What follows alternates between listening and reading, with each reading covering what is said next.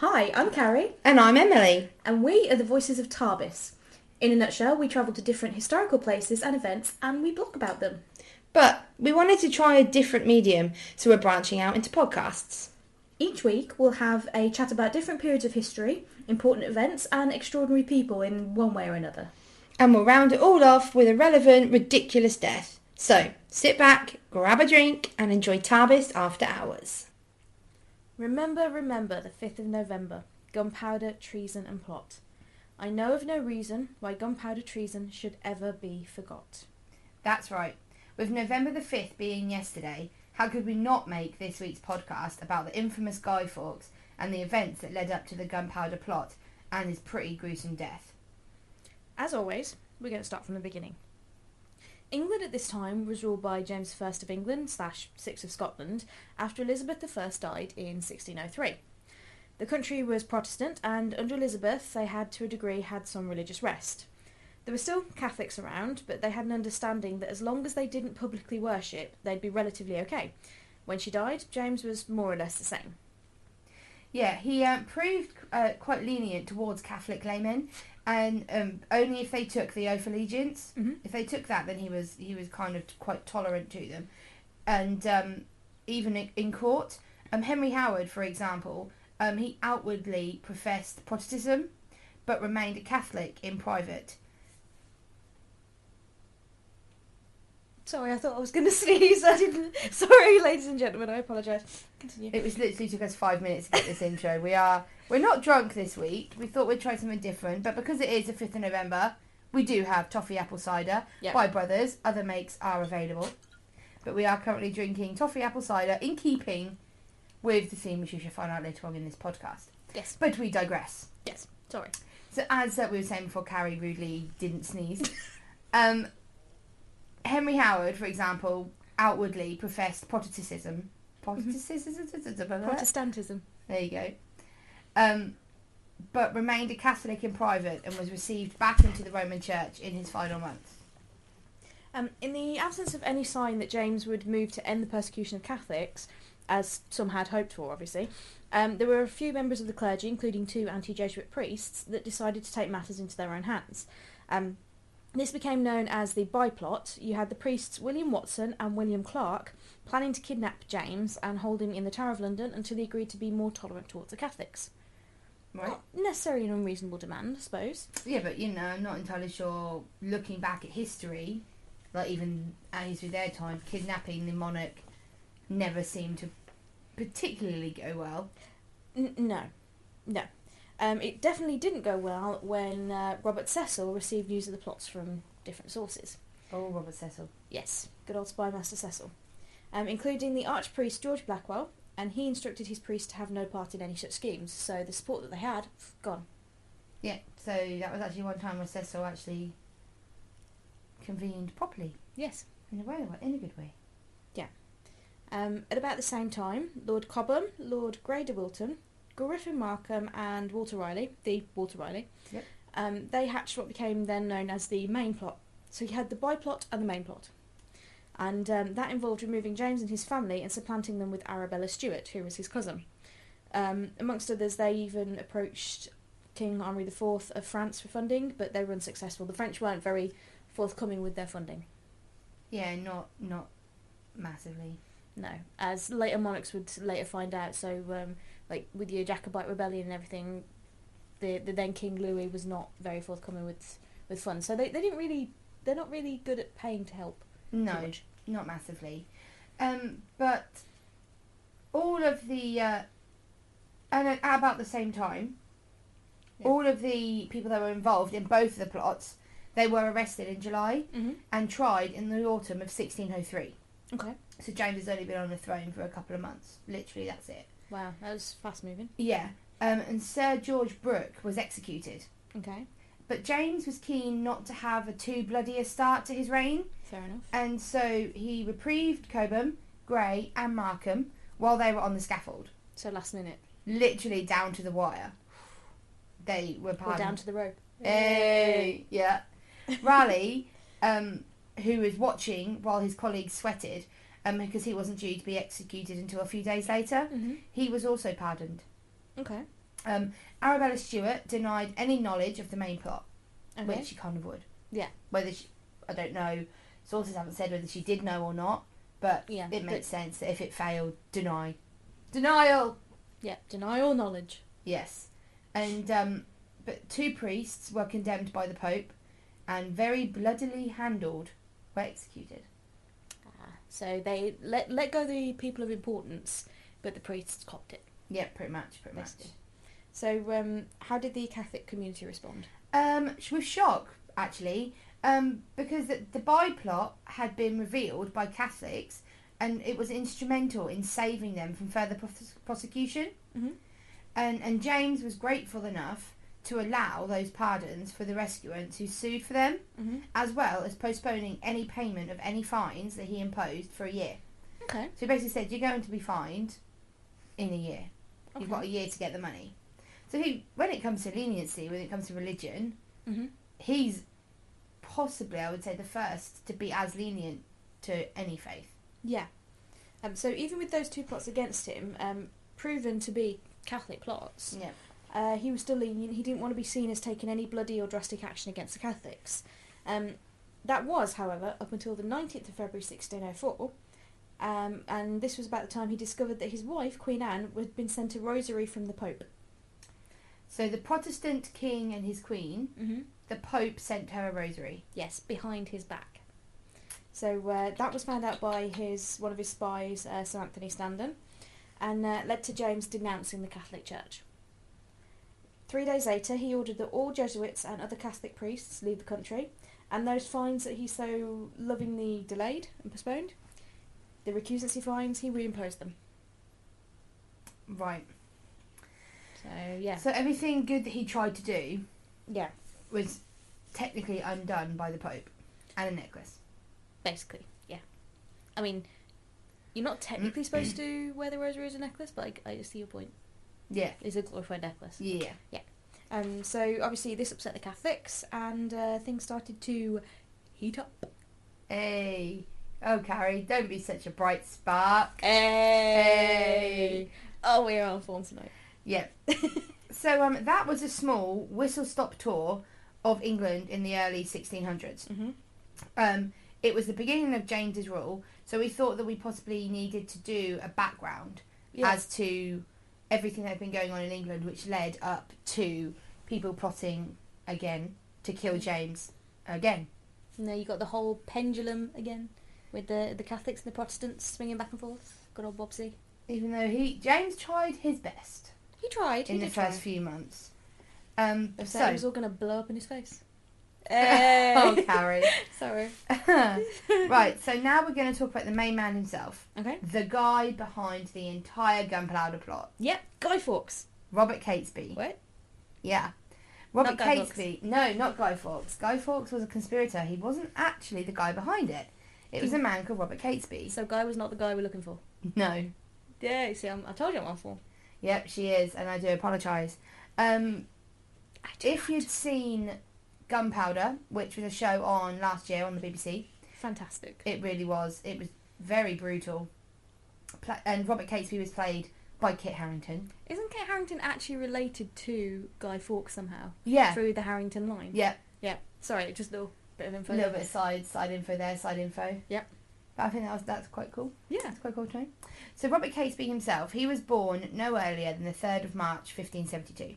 The reason we say no earlier is because births weren't recorded, but baptisms were. Okay. And baptisms were done so quickly, within 3 to 5 days of being born. Yeah. So he was born no earlier than the 3rd because he was baptised 5 days after that. And spoilers, when did he die? 8th of November, 1605. Spoilers! Spoilers alert! Spoilers!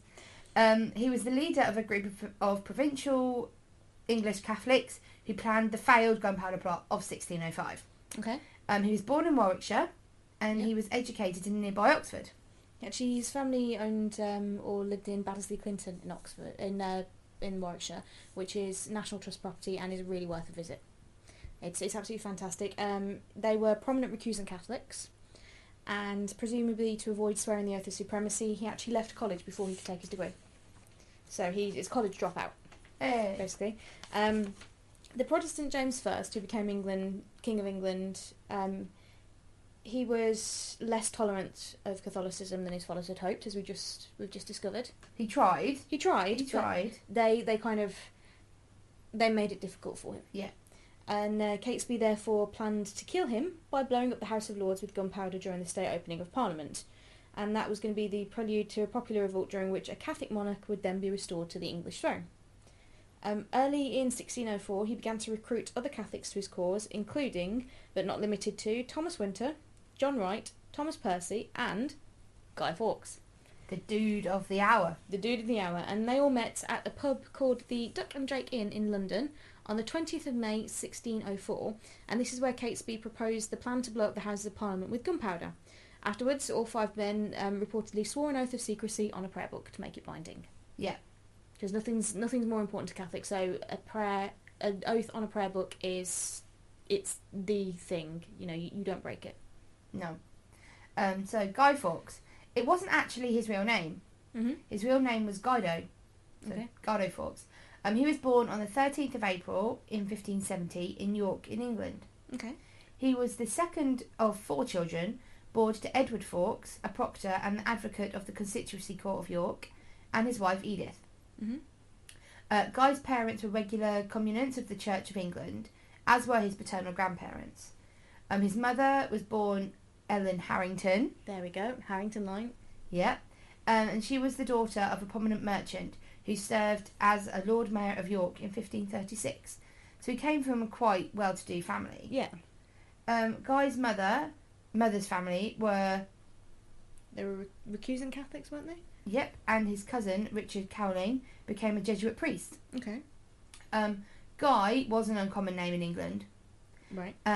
But may have been popular in York on account of a local noble at the time, Sir Guy Fairfax of Steeton. Okay. So he may have took it as like a nickname. Alright. And in 1579, when he was 8 years old, Guy's father died. Oh. His mother did remarry a few years later to a Catherine Donis, a Catholic Donis, not a Catherine, a Catholic Donis, Bainbridge, or Danis Bainbridge of Scotland in Harrogate. Yep. And Fawkes may have become a Catholic through the Bainbridge family's tendencies, but also the Catholic branches of the Pullen and Percy families of Scotland, and also when he served time at St Peter's School in York. Serve time. You go to school by serving time. Tell me about it. It's pretty much the same. So after he left school, he entered the service of Anthony Browne, who was the first Viscount Montague. The Viscount took a dislike to Fawkes after a short time and dismissed him, so he didn't like him. He was then re-employed by his grandson, Anthony and Maria Browne, the second Viscount Montague, who succeeded his grandfather at the age of 18. There's at least one source that claims that Fawkes married and had a son, but we've got no contemporary accounts confirming this, so we don't 100% know. I mean, it's likely at the historic period that he would have married and would have had children, but we're not 100% sure. No. Fawkes was described by a Jesuit priest and former school friend, Oswald Tesmond, as a pleasant of approach and a cheerful of manner, opposed to quarrels and strife, and loyal to his friends. Which you kind of see the loyal bit with what will come later. Yeah. Tesmond also claimed that Fawkes was a man highly skilled in matters of war, and that it was a mixture of piety and professionalism that endeared him to his fellow conspirators. So his ability to fight and his loyalty is what endeared him to everybody, which kind of makes sense. If you want to kidnap someone, you want someone who's going to be loyal to you, and someone who can kind of fight if it goes wrong. You want someone that's got your back. Yeah, definitely. The author, Antonia Fraser, has actually described Fawkes' appearance as a tall and powerfully built man with thick reddish-brown hair, a flowing moustache in the tradition of the time, and his bushy reddish-brown beard. So he was a ginger. He was a ginger. And that he was a man of action, capable of intelligent argument as well as a physical endurance, somewhat to the surprise of his enemies. So Guy Fawkes be thick. He does. He be built. He be built. He does. I'm pretty sure that's what the talk of the time was. Yeah. That Guy Fawkes, he be built.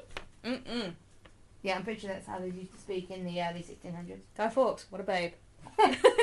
Right. Originally, the plot or the plan was to dig a tunnel under the House of Lords, but they stopped their efforts because they heard noises coming from up above them. They sent Guy Fawkes out to investigate, and because if you come across him in a dark alley, you're gonna back away. Yeah, he was tall. He was tall, and And he was built. ginger, And he was built. and he was built. He looked up, and he actually came back to tell them that the tenant's widow was clearing out a nearby undercroft directly beneath the House of Lords. Handy. Handy, but if they could hear her, she could hear them. Ah, not so handy then. So what they did was they actually purchased the lease to the room, which also belonged to John Wynyard. It was pretty unused, it was filthy, but they considered it an ideal hiding place for the gunpowder, which they planned to store, and it being right underneath the House of Parliament. According to Fawkes, 20 barrels of gunpowder were brought in at first, followed by 16 more on the 20th of July. On the 28th of July, however, the threat of plague, which was an ever-present threat in those days, that delayed the opening of Parliament until Tuesday the 5th of November, which, to be fair, is probably a good thing because, remember, 28th of July doesn't have the same ring to it. It doesn't really. No. But we think of the plague, we think of, like, the Black Death in the 1600s, the plague in the 1300s, but the plague's actually been something that's been on and off since Roman times. We have records of Romans experiencing the plague. Yeah. So, yeah. Well, in May 1605, Fawkes was sent abroad to try and drum up foreign support. Mm-hmm. It was uncertain when he returned to England, but he was back in the country by the late of 1605. Okay. So he went in May, but was back by the end of August. Okay. When he and Winter discovered that the gunpowder stored in the undercroft had decayed. To be fair, it's probably close to the Thames, lets in water. Makes sense. And it wasn't exactly the nicest place. No. So it was quite a breathing ground for gross stuff. Okay. That's a technical term. Scientific term right there. So more gunpowder was brought into the room along with firewood to conceal it. Okay. Fawkes had his final role in the whole plot was settled during the early series of meetings in October 1605. Mm-hmm. He was to be the one to light the fuse and then escape across the Thames. Makes sense. He could have rowed, or if the weather was cold enough because it used to freeze over in those days, he could have skated. Yeah. And simultaneously, they would be... So while Guy Fawkes is in London blowing up Parliament, they would start a revolt in the Midlands, mm-hmm. which would help to ensure the capture of Princess Elizabeth, who they were going to put on the throne in place of James. Acts of regicide were frowned upon, mm-hmm. so Fawkes would therefore head to the continent, mm-hmm. where he would explain to the Catholic powers that be that it was his holy duty to kill the king. Mm-hmm. So they were like having to tell, because it was frowned upon to do this sort of thing. Yeah, regicide is not a good idea. Yeah, so that he were going to go. So his job was to then go to the continent and tell everybody that it was the God told me to kill the king. Yeah. This is when it all went wrong, though, wasn't it? Yeah, it all seemed like it was going to work up until this point. Obviously, fate intervened with the room, right underneath the House of Parliament. Mm-hmm. Finding the gunpowder in time to replace it, him coming back in time, it all was working out. Yeah, and then some clever dick sent one of the fellow conspirators. Sent a letter to one of their family members in Parliament. This on the evening on the 26th of October. This is when it was. A certain Lord Monteagle, Mm-hmm. who is the cousin, he received an anonymous letter warning him to stay away. And this is what the letter said: "Retire yourself into your county, whence you may expect the event in safety, for they shall receive a terrible blow this Parliament." So, yeah. Ye olde, Tapping. Yep. So, despite... he became aware of the letter, and one of Monteagle's servants actually told the conspirators. So the conspirators were aware that he'd received this letter. Okay. So I think their friend got a little cuff around the ear. Yeah, possibly. However, they decided they were going to continue with their plans, and it appeared that the letter was thought to be a hoax. Fawkes checked the undercroft on the 30th of October, and he reported back that nothing had been disturbed. So basically, the letter was sent, Mm-hmm. the conspirators knew, but they assumed that Parliament would see it as a hoax, Mm-hmm. And when Guy Fawkes checked on everything, it was fine. It kind of proved, really, if people had thought it was real, they would have gone and searched everywhere, but everything was fine. Yeah, basically. The letter had aroused Monteagle's suspicions, however, and he showed the letter to King James. The king ordered Sir Thomas Knivett to do a search of the cellars underneath Parliament, which he did in the early hours of 5th of November. Remember. Mm-hmm. Fawkes had taken up his station late on the previous night. He was armed with a slow match and a watch given to him by Percy. Percy's excuse being because he should know how the time went away. So obviously keep track of time so he could blow up at the right time. He was found leaving the cellar shortly after midnight and he was arrested. So obviously he'd lit the fuse by that point, so they got to the fuse in time. Inside the barrels of gunpowder, they were discovered hidden under the piles of wood and coal. So they found Guy, they found the barrels. So years in the planning, yeah, months in the making, mm-hmm. were taken out by a single letter. Total turpin, and a letter again. Yeah. Did they not learn? Obviously, do these people not know a thing? Don't write it down. Exactly. Never write it down. I mean, we are reading our notes off paper, so, rule number 1 of the history podcast, don't write it down. Yeah. Anything you don't want other people to read, don't write it down. Exactly. Because it's always got ways to come... Total turpin. Absolutely. It will come back to you in the shape of a postman or someone's dodgy cousin. So, because of this, when Guy Fawkes was arrested... Mm-hmm. During this entire time... And when he was obviously trying to drum up Catholic support, going abroad and everything, he had an alias, mm-hmm. John Johnson. Okay. Not the most imaginative of aliases, but an alias nonetheless. Yeah. And when he was arrested, he gave his name as the alias, John mm-hmm. Johnson. And when he was first interrogated by members of the King's Privy Chamber, he remained completely defiant. So this is where the loyalty comes into play. Yeah. So much so that when he was asked by one of the lords what he was doing in the possession of so much gunpowder, mm-hmm. he answered what his intention was. His intention was to blow you Scottish beggars back to your native mountains. Nice chap. Yep. Thank you there, Guy. So he wasn't, ashamed of what he was done. He earned it. He definitely did. He even he identified himself mm-hmm. as a 36-year-old Catholic from Netherdale in Yorkshire. Okay. And he gave his father's name as Thomas and his mother's name as Edith Jackson. Okay, well, they say if you're in interrogation, tell, 2 truths and a lie or something. So his parents' names were Thomas and Edith. He was from Yorkshire, but he gave different names in different locations in Yorkshire. Yeah, well, his father's name was Edward. Oh, yeah, close enough. But his mother's name was, name was Edith. Oh, yeah. But wounds on his body were noted by his questioners, and he explained to the effects of pleurisy. Okay. And he also admitted his intention to blow up the House of Lords with the king in it, and expressed his regret at his failure to do so. Okay, how did good old Jimmy react to this? Honestly? Yeah. His steadfast manner earned him the admiration of the king. Oh.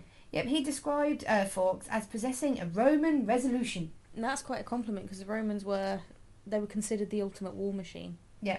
So, yeah, wow. That's interesting. I suppose it didn't really hold him up, though. Well, kind of. I mean, he still ordered on 6th of November that John Johnson, in inverted commas, be tortured to reveal the names of his co-conspirators. Yeah. So it held him up, but not for long, for about 24 hours. Yeah. He directed originally the torture be light at first, using things like manacles, but more severe if necessary, and he actually authorised the use of the rack. Oof. His words were, "The gentler tortures are to be used first unto him, et sic per gradus ad im tenditer," and so by degrees proceeding to the worst. That's what that means. Fawkes was transferred to the Tower of London. The king composed a list of questions to be put to Johnson, such as to what he is, for I can never yet hear of any man that knows him, when and where he learned to speak French, and if he was a papist, who brought him up in it. Yep. And the room in which he was interrogated, Guy Fawkes, has subsequently become known as the Guy Fawkes room in the tower. So, I mean, as far as torture questions, they're not unreasonable. It's basically... So, obviously, they've sent people out to ask who this John Johnson is, and nobody knows him. Yeah. So it's, who is he? Because nobody knows him. Where did he learn to speak French, if he's not naturally French? And if he's a papist, how is he a papist? Because they got rid of them. They're supposedly, a Protestant country, so how was he a papist? Yeah. So there weren't anything, it wasn't like he was asking much. So the guy who prides himself to be loyal, the guy who didn't care that he told everybody that he was going to blow up the king. He was upset that he didn't get to do it. This fiercely loyal guy revealed his true identity on the 7th of November.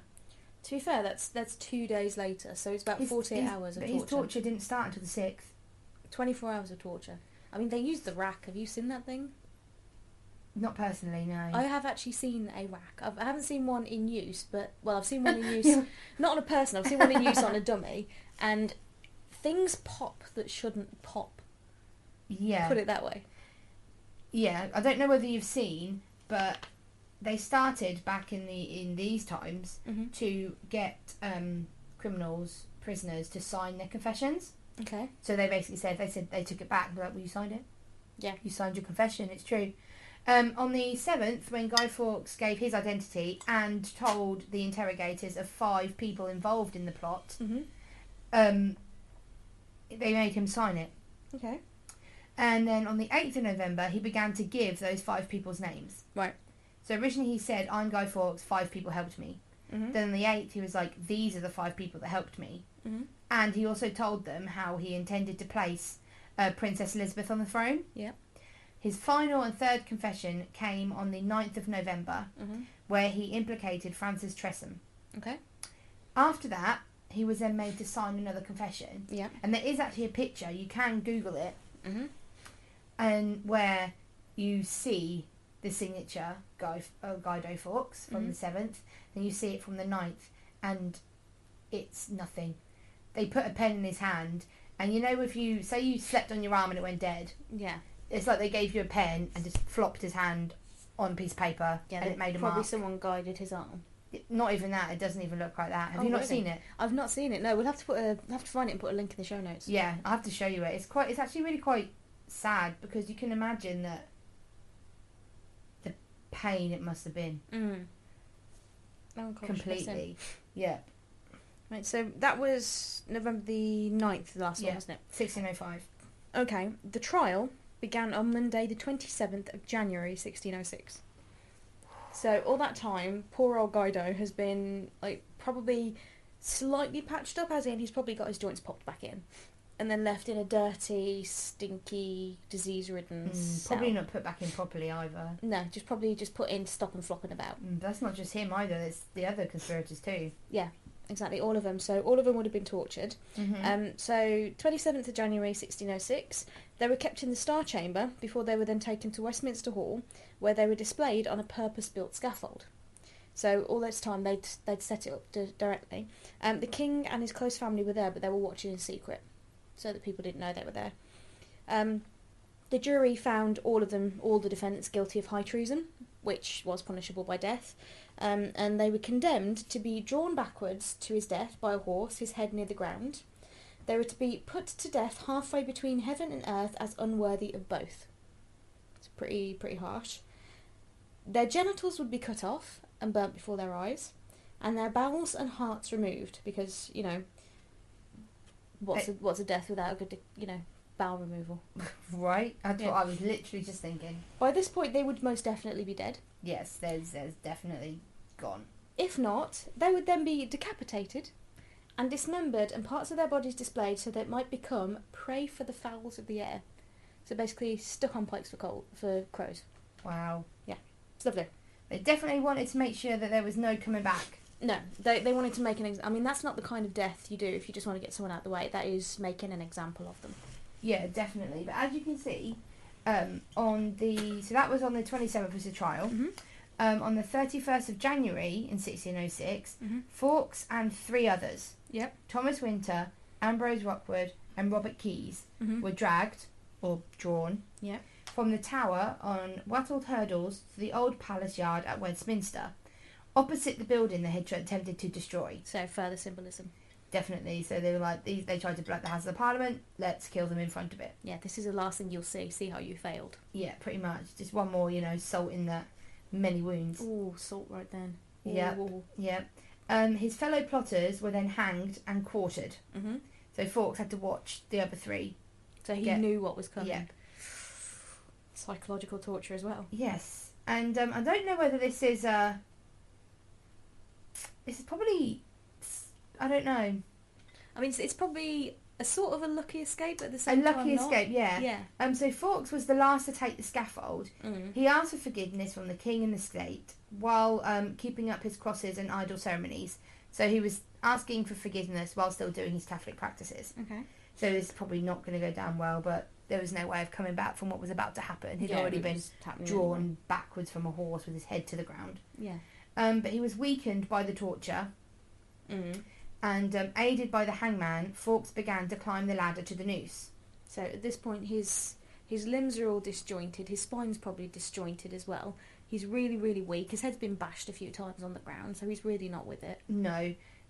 So either, we don't know, but either by jumping to his death or climbing too high and the rope was incorrectly set, he managed to avoid the agony of the latter part of his execution, which is obviously the chopping off the balls in front of him, disembowelment and stuff. He broke his neck. So quick. I wouldn't say the pain he was in, but he managed to break his neck on the noose. Okay. But 1600s, people like good old symbolism. His lifeless body was still quartered. Okay. And as was the custom, his body parts were then distributed to the four corners of the kingdom and displayed in as warnings to other would-be traitors. Okay, so that's Fawkes. So what happened in all this time to Catesby? Yeah, so the guy who was in charge of the whole plot. So obviously, as I said before, Fawkes was blowing Parliament, and there was going to be a revolt up in the Midlands. Up in the Midlands. Robert Catesby was going to be up in the Midlands charging that. Okay. The conspirators had made an arrangement to flee London if the plot had failed. So they had a plan B or a plan J. Yay. Yeah. Plan J. And when it became clear that it had failed, Catesby fled to Holbeach House in Staffordshire. Okay. On November the 8th, the manor house was surrounded by troops under the charge of the Sheriff of Worcester. Okay. Catesby and the other conspirators refused to surrender because this is sort of guys they were. They failed, but they were not going down without a fight. And they knew what would happen if they did surrender. Yeah, so they were like, it's going to end one way. We're going to take some guys out. You'll never take me alive. Pretty much. And a gunfight broke out. Okay. Catesby and fellow conspirators Thomas Percy and Christopher and John Wright, they were shot dead. Oh. Yeah. That was quick. Yeah. So it is said that the same shot killed both Catesby and Thomas Percy. However, his death by gunfire ensured that Catesby escaped being put on trial, probably after a period of torture, and being sentenced to being hung, drawn and quartered. Hang on, if the same shot killed both of them, that must have been at a relatively close range with either a musket or a blunderbuss, just straight through. The same shot goes straight through, because they were tiny, tiny, like musket balls, weren't they? Yeah. So the same shot would have gone straight through them, so it would have passed through one of them to hit the other. Yep. Wow. But nice of them to line up neatly. Isn't it? But at least he didn't get tortured and he wasn't hanged, drawn and quartered, because that would have happened. Yeah. And who knows, he may have had, I'm not sure how it could have gotten worse, but being the person who came up with the plot, yeah, I'm guessing that would have been looked down upon a lot less favourably even than the person who was going to do it. Yeah, they probably would have made more of an example of him, made it a lot more public. Yeah. I know there were a couple of others that were burned in fires as well, so bonfires. Yeah. So now we come to the reason of why do we celebrate this? I mean, it was an attempt at regicide. It was essentially an act of terrorism, and loads of people died in horrific ways. So why do we celebrate it? We don't celebrate him. We don't celebrate Guy Fawkes or the act. It's a tradition that comes from the 5th of November 1605. Okay. Weirdly enough, when Guy Fawkes the plot had failed, Londoners were encouraged to celebrate the king's escape from assassination by lighting bonfires. Okay.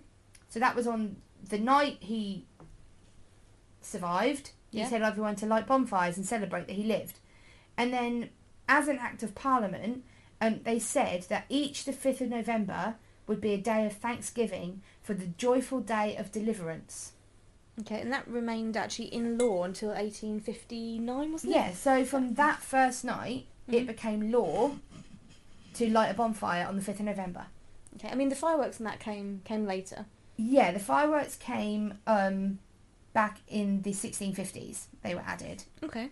And it then became a custom to burn an effigy after 1673. So on top of the bonfire, it became custom to burn an effigy, and most of the modern effigies were of Fawkes. Okay, that's why in Britain 5th of November's become things like Guy Fawkes Night, Guy Fawkes Day, Plot Night, Bonfire Night. So these can all be traced directly back to the original celebration on the 5th of November 1605. And obviously Guy Fawkes, it would have spread like wildfire, pardon the pun, that he's the one that was found with the gunpowder. So it makes sense that he'd be the most famous one. Yeah, although he was only one of 13, he is today the individual most associated with the failed plot.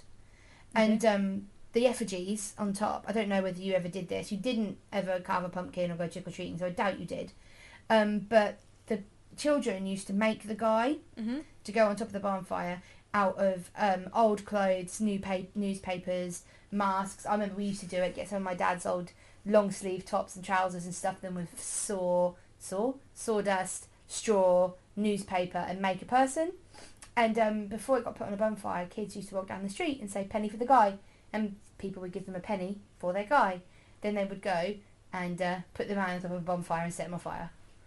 Okay, I mean... Welcome to Britain. Yeah, welcome to Britain. We burn people. No, I never actually did that. I mean, I do remember a school bonfire where the teachers and one of the upper classes, because I was only in like year 4 or 5, which is, what grade is that in America for American people? Grade 4 and 5 is year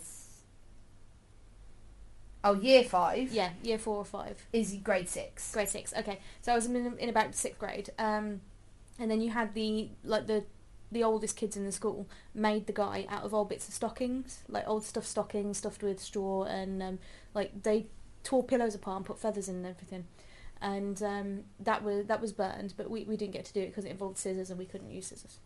I'm still not allowed to use scissors. Well, I don't know if you can tell, me and Carrie do have slightly different accents sometimes. Yes. Carrie's actually from the Midlands. I'm actually from about 20 minutes down the road from Battersea Clinton. Yep. And I've been there quite a lot, and there's some fantastic stuff there, and they do get behind the 5th of November. And when the recent TV series Gunpowder came out, they actually did some of that. Even though that wasn't filmed at Battersea Clinton, that was actually filmed 10 minutes down the road in another house, which you can go to as well. I can't remember the name of it though. They did embrace it, and they got some fantastic oak panelling in there. I do recommend it. Everybody loves an oak panel. Okay. So that is the Gunpowder Plot. It is Guy Fawkes and the Gunpowder Plot. I do quite enjoy the 5th of November. Yep. You just it's always been surrounded with fireworks, bonfires, toffee apples, candy floss, marshmallows. It's just, I think, I didn't know until I started researching this, that the origins of why we have Bonfire Night is actually to celebrate that the king survived. So even to this day, in 2018, as of yesterday, we celebrated that James I survived. Yeah. In 2018, we are celebrating that James I didn't die. It's like, woohoo, yay, king's alive. I mean, we are the country that has killed kings since. It's like, yay! We do not speak about him. Sorry. Oh, even though we've already done a podcast on Oliver Cromwell. We shall not speak of him now. We've done the podcast. Moment of silence, Charles first. Moment over. Right. So that's the podcast. So now it's on to the ridiculous death. Well, actually, I've gone for two. Well, one's a ridiculous death, one's a ridiculous survival. Right. Okay, I've slightly changed it up from the rehearsal because I found a funny one. Oh, I'm excited now. Basically, the ridiculous survival-ish is actually related to Holbeach House and from 1605. Because remember when you said they'd all hold up in Holbeach House? Yep. They'd actually gone via Warwick Castle and stole some supplies from there and got some gunpowder. It was chucking it down with rain, as it does in England, and they decided it would be a good idea to lay out the gunpowder for it to dry in front of a fire. Oh, wow. Yeah.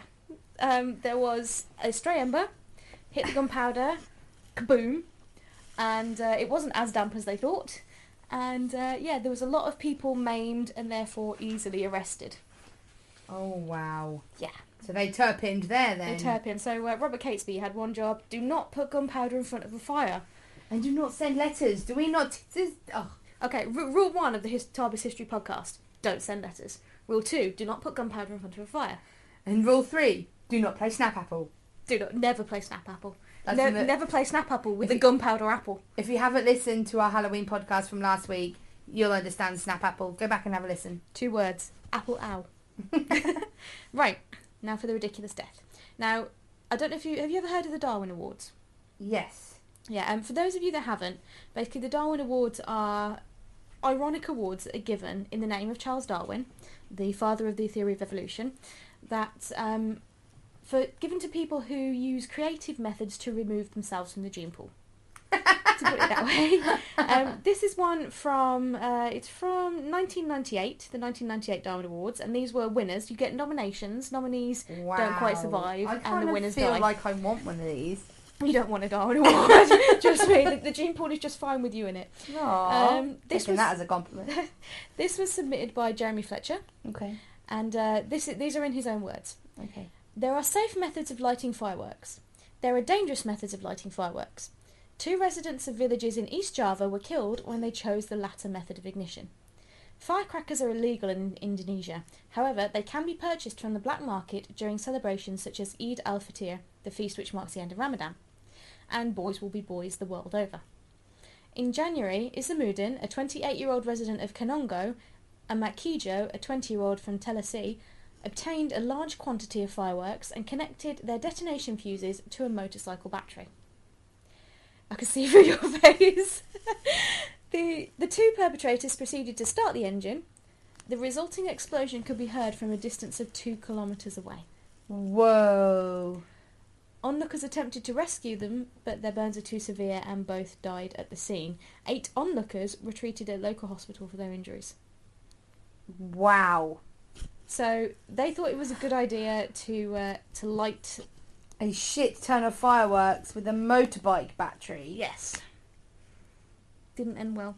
That needs to go on our list of how are we not extinct.